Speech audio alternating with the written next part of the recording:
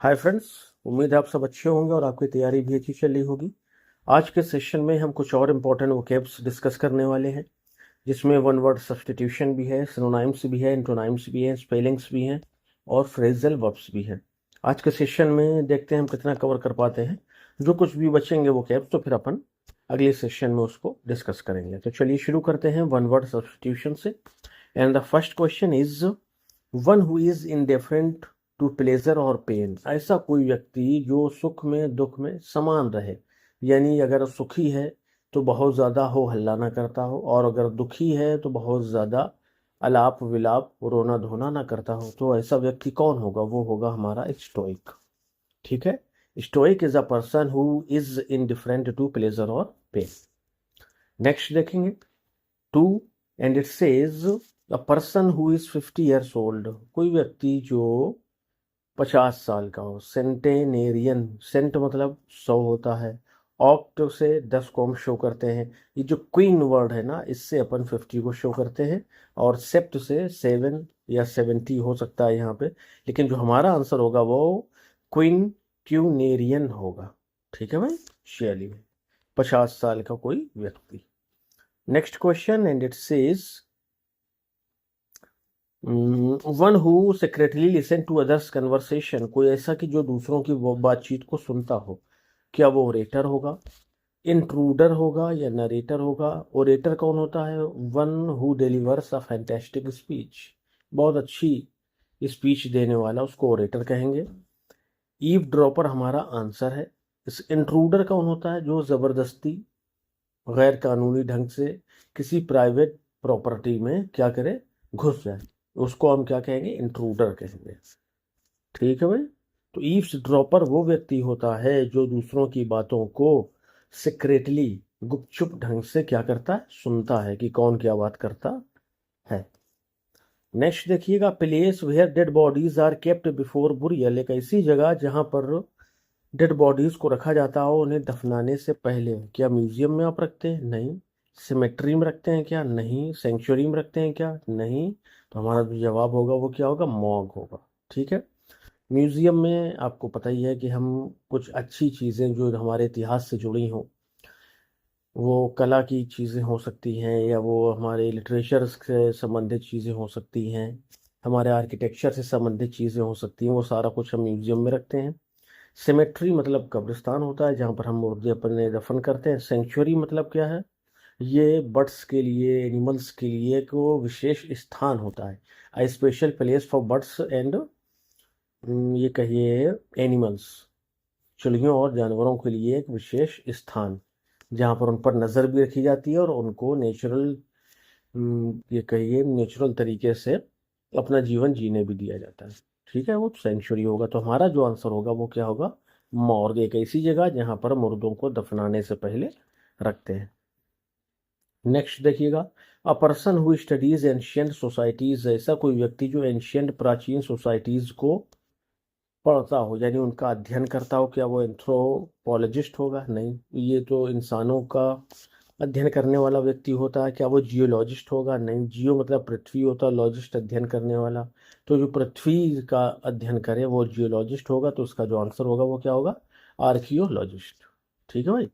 एक ऐसा व्यक्ति जो पुरानी सोसाइटी समाजों का अध्ययन करे उसको हम आर्कियोलॉजिस्ट कहेंगे। ठीक है, चलिए नेक्स्ट क्वेश्चन देखेंगे, 6 number, and it says one who deserts his principles. ऐसा कोई जो अपने प्रिंसिपल्स को छोड़ दे। क्या वो अपोस्टल होगा, या ट्रेटर होगा, या रेनिगेड होगा, या मार्टियर होगा? इन चार ऑप्शन में से हमारा कोई एक ऑप्शन। तो ऐसा व्यक्ति जो अपने उसूलों को, अपने सिद्धांतों को छोड़ देता है उसे हम रेनेगेड कहते हैं। ठीक है, एक ऐसा व्यक्ति जो अपने सिद्धांतों को, अपने उसूलों को छोड़ दे तो वो क्या कहलाएगा? रेनेगेट कहलाएगा। अपोस्टल तो मतलब दूत होता है। ठीक है, ट्रेटर गद्दार, और मार्टियर शहीद होता है। रेनेगेट मतलब ऐसा कोई जो अपने सिद्धांतों को छोड़ दे। नेक्स्ट क्वेश्चन देखिएगा, अ person who can not be corrected. कोई ऐसा व्यक्ति जिसे आप ठीक कर ही नहीं सकते हैं, जिसको आप सही नहीं कर सकते हैं, तो वो पर्सन कहलाता है इनकॉरिजिबल। ठीक है, इनविजिबल तो गायब है, इंटेलिजिबल तो बुद्धिमानी से रिलेटेड है, और इर्रेपरेबल जिसको आप रिपेयर ना कर सकते हो, तो इंसानों को तो रिपेयरिंग नहीं करते ना अपन। इनकॉरिजिबल का क्या मतलब है कि जिससे आप सही नहीं कर सकते। नेक्स्ट क्वेश्चन देखिएगा 8 number, and it says a person who lives alone and avoids a society. ऐसा कोई व्यक्ति जो अकेले रहता हो और सोसाइटी को अवॉइड करता हो, यानी लोगों से मिलना जुलना ज़्यादा पसंद ना करता हो, तो क्या होगा आंसर? मॉन्क, रिक्लूस, हर्मिट और सेंट। इसमें जो इन्होंने ऑप्शन माना वो क्या है? हर्मिट है।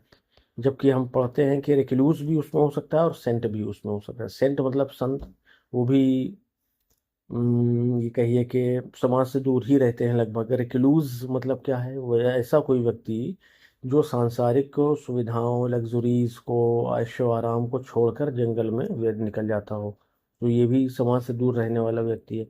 तो ये इसका जो आंसर है ना, ये अ मैटर ऑफ डिबेट हो सकता है। इन्होंने डिबेट जो हर्मिट माना है। ठीक है, चलिए नेक्स्ट देखेंगे। A hand writing that can not be red, sorry, that can not be erased. ऐसी हैंड राइटिंग जिसे आप साफ नहीं कर सकते। इरेज्ड मतलब जिसे मिटाया नहीं जा सकता। तो क्या वो परमानेंट हो गई फिर, या इंडेलिबल है, या इलिजिबल है, या इनविजिबल है? उसका जो आंसर होगा वो क्या होगा? इंडेलिबल, जिसे मिटाया ना जा सके। परमानेंट स्थायी होता है। इन इलिजिबल क्या है? जिसे आप ना पढ़ सकते हो। ठीक है। और या एलिजिबल, हाँ वो चीज़ अलग होती है। एलिजिबल जिसे आप पढ़ ना सकते हो।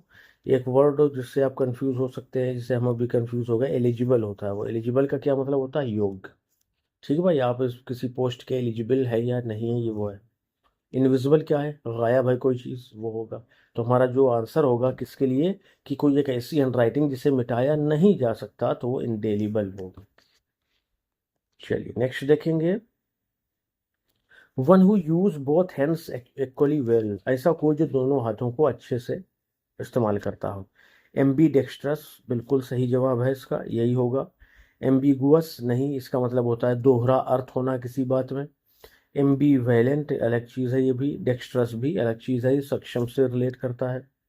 ठीक है भाई, तो ऐसा कोई जो दोनों हाथों को अच्छे से यूज कर पाता हो या इक्वल स्ट्रेंथ से यूज कर पाता हो, तो उसको अपन एम्बी डेक्स्ट्रस कहते हैं।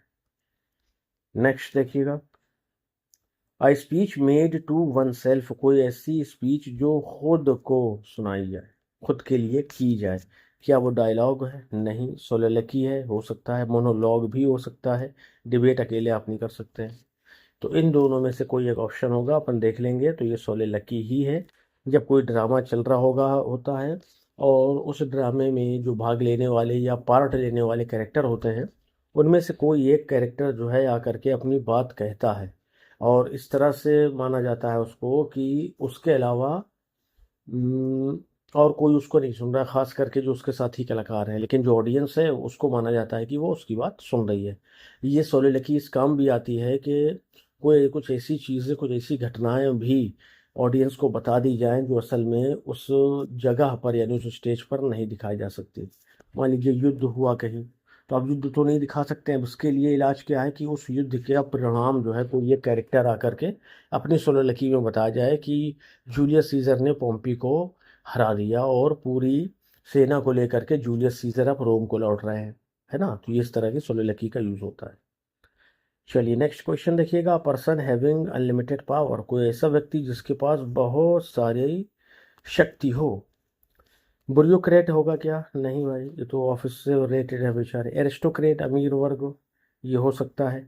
ऑटोक्रेट, ऑटोक्रेट मतलब एकमात्र पावरफुल आदमी जो वहां पर शासन कर रहा हो, तानाशाह आप कह सकते हैं इसको। तो ये हमारा आंसर हो जाएगा, ऑटोक्रेट जिसके पास बहुत सारी पावर हो। An exact copy of hand writing और डॉक्यूमेंट।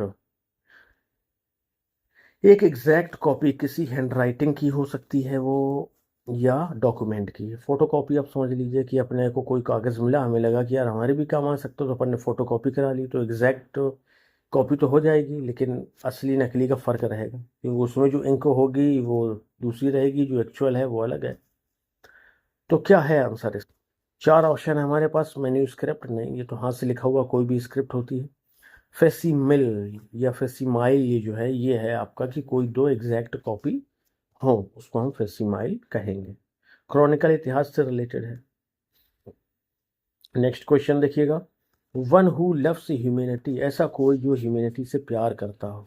जब कहीं पर लव की बात आ जाए तो सबसे पहला काम आपको क्या करना है, दिए हुए ऑप्शन में PHIL, फिल को ढूंढना है। ठीक है, फिल यहाँ पर मिल गया आपको। अब इसमें आगे देखिएगा एंथ्रोप जुड़ा है। एंथ्रोप मतलब होता है मानवता। ये दोनों रूट वर्ड है। लव फिल के लिए, वो फिल लव के लिए यूज होता है, एंथ्रोप मानवता या पीपल के लिए यूज होता है। तो जो हमारा आंसर होगा वो क्या होगा, फिलेंथ्रोपिस्ट। ठीक है, चलिए नेक्स्ट क्वेश्चन देखेंगे 15। And it says a person who is always doubtful, कोई ऐसा कि जो हमेशा शक ही करता रहता हो, संदेहवादी हो जो। आंसर इसका क्या होगा, स्केप्टिक। इसका क्या मतलब होता है, संदेहवादी। क्या मतलब होता है भाई, संदेहवादी। ठीक है, फेनेटिक और रेशनलिस्ट, स्टोइक, ये हम पहले क्वेश्चन में पढ़ा था कि जिसको सुख और दुख से कोई फर्क नहीं पड़ता वो स्टोइक होता है। फेनेटिक और रेशनलिस्ट, ये आप जो है कमेंट बॉक्स में बताइए। चलिए कुछ मेहनत करते रहिए ताकि आप भी कुछ अच्छा सा कर सकें। One who is new to profession, कोई एक ऐसा व्यक्ति जो नया हो किसी प्रोफेशन के लिए, तो उसके लिए आप एमेट्योर का यूज़ करेंगे। ठीक है, वेटरन पुराना होता है, जीनियस हम जानते ही हैं, स्कॉलर भी जानते हैं। इसके लिए आप कुछ और वर्ड ध्यान रख सकते हैं, रूकी, ये भी एक वर्ड है। ठीक है, नोवाइस भी एक वर्ड इसके लिए यूज़ किया जाता है। नियोफाइट भी यूज़ किया जाता है। कई एक वर्ड हैं जो किसी नए व्यक्ति के लिए यूज़ किए जाते हैं। चलिए नेक्स्ट देखेंगे। आ स्टेट ऑफ टोटल कन्फ्यूज़न, एक ऐसी स्थिति जहाँ पर बस कन्फ्यूज़न ही कन्फ्यूज़न हो। तो क्या हारमोनी में कन्फ्यूज़न हो सकता है, नहीं। सेरेनिटी में हो सकता है क्या, नहीं। ऑर्डर में हो सकता है क्या, जहाँ पर व्यवस्थाएं हैं अच्छी सी, नहीं। तो केओस होगा वो।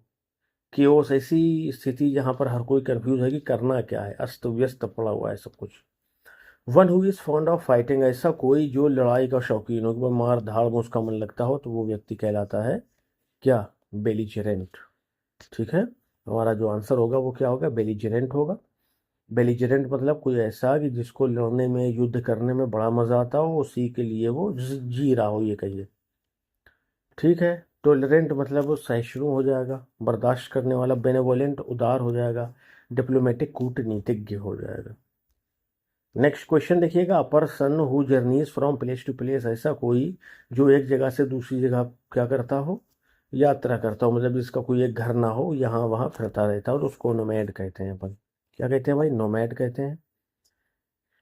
ठीक है, नेक्स्ट है लास्ट 20 नंबर में पहुंच चुके हैं अपन। A person who hates women, ऐसा कोई जो हेट करता हो औरतों से। देखिए अभी हमने लव की बात करी थी, तो जो ये फिल रूट है ये दिखाता है किसको, लव को। और हेट को दिखाने वाला कौन है, MIS। ठीक है भाई, ये तो जब आपको लव कहीं पर मिले किसी वर्ड में और आपसे कहा जाए कि उसका वन वर्ड बताइए, तो आप पहले फिल को ढूंढिए। और अगर कहीं पर आपको हेट दिखे तो आपको मिस ढूंढना है फिर। ठीक है, जैसे ही पहले वाले मिस दिया है, मिस का मतलब आपने ले लिया कि ये नफरत से रिलेट कर रहा है। और गाइन जो दिया है ये, इसका क्या मतलब होता है, औरत। ऐसा कोई जो औरत से नफरत करता है वो मिसोगेनिस्ट कहलाएगा। ठीक है, ठीक है भाई। तो लव के लिए आप फिल ढूंढेंगे और हेट के लिए आप मिस ढूंढेंगे। जैसे यहाँ पे देखिए फिल दिया हुआ है ना, ये अपन ऊपर बात करें, फिल मतलब लव, और एंथ्रोप मतलब पीपल या ह्यूमैनिटी और ह्यूमंस। और जो IST लगा है इसका मतलब वो व्यक्ति जो ये करता है, यानी कोई ऐसा व्यक्ति जो मानवता से प्यार करता है, तो फिलेंथ्रोपिस्ट हो गया। और वो व्यक्ति जो औरतों से नफरत करता है वो माइसोगेनिस्ट हो गया। ठीक है भाई, चलिए नेक्स्ट जो हमारा सेशन है वो है सिनोनाइम से। सिनोनाइम की जब हम बात करेंगे, इसमें देखेंगे अपन थोड़ा सा मीनिंग वीनिंग भी अगर डिस्कस कर पाए तो।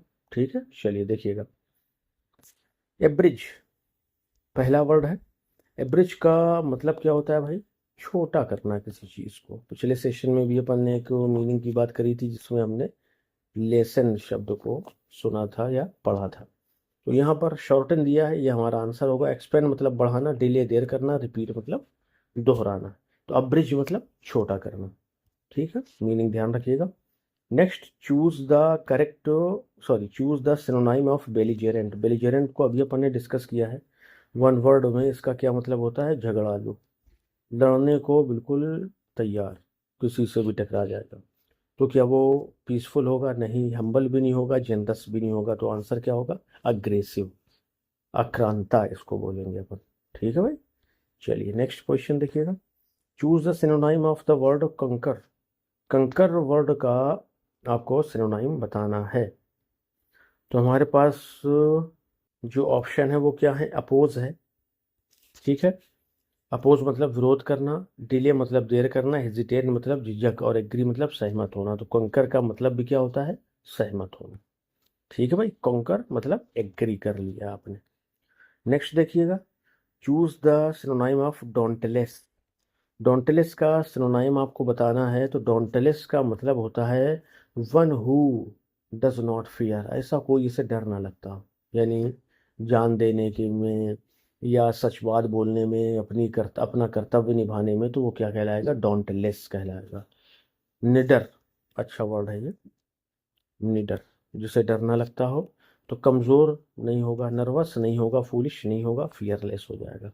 ठीक है, चलिए इसके लिए आप अडोशियस, एडोशियस भी लिख सकते हैं, है ना, कल अपन ने बात करी थी उसकी। नेक्स्ट देखिएगा, choose the synonym of eradicate. Eradicate मतलब होता है उखाड़ फेंकना। ठीक है, सिनोनाइम हमें बताना है। रेडिकेट मतलब उखाड़ फेंकना। तो क्या बिल्ड होगा, नहीं। इनकरेज होगा, नहीं। डिले होगा, नहीं। क्या हो जाएगा आंसर, डिस्ट्रॉय, बर्बाद करना। ठीक है भाई, इसे आप इसके लिए वे एक वर्ड यूज कर सकते हैं, वेंडलाइज शायद होता है, वेनिश होता है ना। चलिए नेक्स्ट देखेंगे, सिनोनाइम ऑफ फेलेशियस। फेलेशियस का सिनोनाइम बताना है। तो फेलेशियस का मतलब होता है झूठ, बनावटी, ये भी आप कह सकते हैं, बनावटी। ठीक, तो ये दो वर्ड मिल गए हमें। अब देख लीजिए, लॉजिकल नहीं होगा, ब्राइट नहीं होगा, ऑनेस्ट नहीं होगा, हमारा आंसर क्या होगा, फॉल्स। फेलेशियस मतलब फॉल्स। नेक्स्ट देखिएगा, choose the synonym of the garrulous. Garrulous का सिनोनाइम हमें बताना है। तो गैरुलस का मतलब होता है कोई एक ऐसा व्यक्ति बहुत ज़्यादा जो बातचीत करता हो, बातूनी कहिए आप उसको, क्या कहिए, बातूनी। ठीक है, साइलेंट नहीं होगा, टॉकेटिव हमारा हो जाएगा, क्योंकि टॉकेटिव का मतलब भी क्या होता है, बातूनी होता है। नेक्स्ट देखिएगा, चूज द सिनोनाइम ऑफ इम्पीटुअस। इम्पीटुअस जो वर्ड है आपका, इसका मतलब होता है सीधा सा, समझ लीजिए कि वो क्या कहलाता है, रैश। ठीक है, रैश से रिलेट करता है कौन, इम्पीटुअस। काम नहीं होगा, वाइज नहीं होगा, स्लो नहीं होगा। ठीक है भाई, impetuous, rash, rash, impetuous. Next देखिएगा, choose the synonym of jubilant. Jubilant का सिनोनाइम आप देखिएगा, तो ये जुबिलियंट का मतलब ही होता है खुशहाल, हंसी खुशी से रहने वाला। तो क्या वो मिजरेबल होगा, नहीं होगा भैया, चीयरफुल होगा वो। नर्वस भी नहीं होगा, एंग्री भी नहीं होगा। तो हमारा जो आंसर होगा वो होगा चीयरफुल, जुबिलियंट। ठीक है, चलो नेक्स्ट देखेंगे, choose the synonym of lethargic. Lethargic का सिनोनाइम बताना है। क्या एक्टिव होगा, अलर्ट होगा, पावरफुल होगा, नहीं, इन तीनों में से कोई नहीं होगा, बल्कि लेथार्जिक का जो सिनोनाइम होगा वो क्या होगा, स्लगिश होगा। ठीक है भाई, चलिए नेक्स्ट देखिएगा, choose a synonym of mandatory मतलब आवश्यक। ठीक है, तो मैंडेटरी रिलेट कर जाएगा आपका कंपलसरी से। ठीक है, चलिए choose the synonym of notorious. Notorious famous होता है आपका, फेमस फॉर बैड रीजंस। ठीक है, जो आसान है उनको हम थोड़ा तेज चल रहे हैं ताकि आपका समय भी बचे और रिवीजन अच्छा हो जाए। Choose the synonym of opaque. Opaque का सिनोनाइम बताइए। ओपेक का मतलब क्या होता है, ये ट्रांसपेरेंट का एंटोनाइम होता है, ये समझिए पहले तो।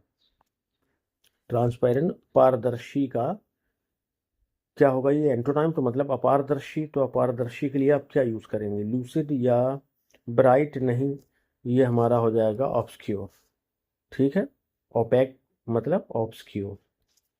नेक्स्ट देखिए, choose the synonym of placid. Placid का सिनोनाइम शांत होता है, चलिए, काम, पीसफुल। नेक्स्ट देखिएगा, choose the synonym of querulous. Querulous का सिनोनाइम बताइए। क्यूर क्वेरल आपने सुना होगा, उसी से रिलेट कर लीजिए इसको। क्यूरुलस का मतलब होता है कोई ऐसा व्यक्ति जो शिकायत बहुत करता हो, किसी चीज़ से वो खुश ना हो, जो भी देखे उसमें कुछ ना कुछ कमी निकाल दे, क्यूरलेस के लिए आप कंप्लेनिंग का यूज करेंगे उस सिनोनाइम के तौर पर। ठीक है, चलिए नेक्स्ट देखिए। Choose the synonym of ravenous. अच्छे वर्ड है ये, ध्यान रखिएगा। रेवेनस का हमें क्या बताना है, सिनोनाइम बताना है। तो रेवेनस जिसको भूख लगी हो, यानी जो भूखा हो, तो क्या हो जाएगा, ये हंगरी हो जाएगा। सेटिस्फाई, स्लीपी नहीं होगा कुछ। तो रेवेनस मतलब भूखा यानी hungry. Next, choose the synonym of sagacious. Sagacious मतलब होता है ये सेज। आप अगर ध्यान कर पा रहे हो, सेज मतलब कोई एक बड़ा साधु किस्म का व्यक्ति, बुद्धिमान हो, जो लोगों की मदद भी करता हो बिना किसी लालच के। तो उससे आप अगर चाहें तो उसको रिलेट कर सकते हैं। तो सेगेसियस का मतलब हो जाएगा वाइज, बहुत ज़्यादा बुद्धिमान। सिनोनाइम हो जाएगा ये इसका। और अगर एंटोनाइम की बात करिए तो फूलिश हो जाएगा। टिमिड भी एंटोनाइम हो जाएगा इसका। ठीक है, चलिए next, choose the synonym of tenacious. Tenacious का सिनोनाइम बताना है हमें। तो ये कोई ऐसा व्यक्ति होता है कि जो अपना फैसला करने के बाद उससे पीछे ना हटता हो, यानी जो डिटरमिन्ड हो।